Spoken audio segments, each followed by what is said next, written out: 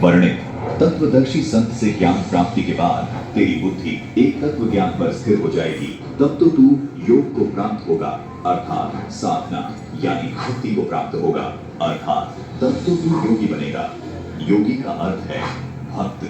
योगी का अर्थ यहाँ आसन करने वाले से नहीं है, क्योंकि गीता के इन श्लोकों में किसी आसन योग की बात नहीं हो रही। गीता जी तत्व ज्ञान से परिपूर्ण शास्त्र है।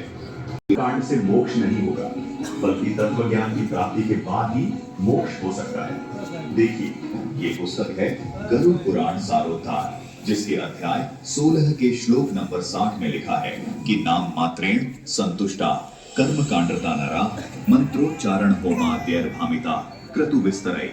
इस श्लोक का अनुवाद है और यज्ञों आदि कृत्यों में उलझे रहते हैं। इस पुस्तक के अध्याय 16 के श्लोक 70 में कहा है तस्मात् इत्यादिकं कर्म लोकरंजन कारकम मोक्षस्य कारणम साक्षात तत्वज्ञानम।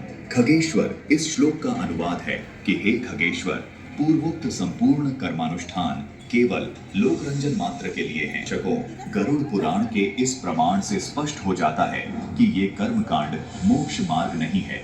मोक्ष केवल तत्व ज्ञान से ही हो सकता है। 5 के श्लोक 32 और 33 में कहा है कि मृतस्य एकादशहम तु भुञ्जानः श्वाहा सवै देवल को नाम हव्य कव्येषु गर्हिता।